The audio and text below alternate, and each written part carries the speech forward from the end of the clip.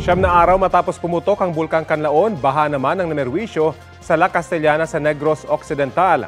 Dagdag detalye tayo sa ulat on the spot ni Eileen Pedreso ng GMA Regional TV, One Western Visayas. Eileen? Rafi, upang masiguro ang zero casualty at kaligtasan ng mga residente na nakatira malapit sa mga ilog sa bayan ng La Castellana sa Negros Occidental, muli na namang nagsagawa ng forced evacuation ng mga residente ang LGU. Dahil sa baha na dala ng malakas na ulan, ilang residente sa 3 barangay sa bayan ng La Castellana ang nilikas kahapon ng hapon. Kabilang dyan ang mga residente mula sa mga barangay ng Biak na Bato, Kalapnagan at Bulucanag. Ayon sa mga evacuee na nakausap ng news team mula sa barangay Biak na Bato, karamihan sa kanila ay nakatira malapit sa ilog. Ilang beses na umano silang pinagsabihan ng LGU simula nang rumagasa ang lahar kasunod ng paputok na Mount Canlaon. Nalisanin na muna ang kanilang lugar dahil delikado. Ngunit ngayon lang sila nagdesisyon na sundin ang abiso ng LGU dahil sa pag-aalala na rin na iwanan ang kanilang mga bahay at mga alagang hayop.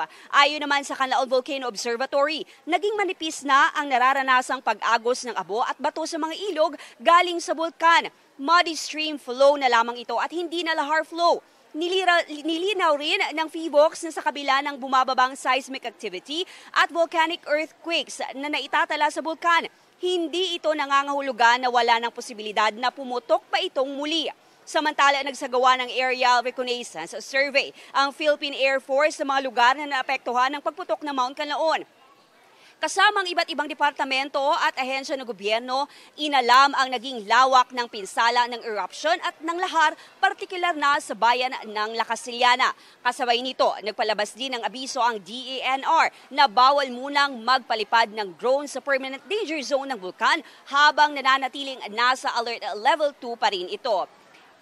Sa ngayon, bumaba na ang kapal ng abo o usok na binubuga ng Mount Canlaon. Patuloy pa rin na pinaalahanan ng PHIVOLCS ang mga residente na maging alerto. Rafi? Maraming salamat, Eileen Pedreso ng GMA Regional TV, One Western Visayas. Kapuso, alamin ang maiinit na balita. Bisitahin at mag-subscribe sa GMA Integrated News sa YouTube.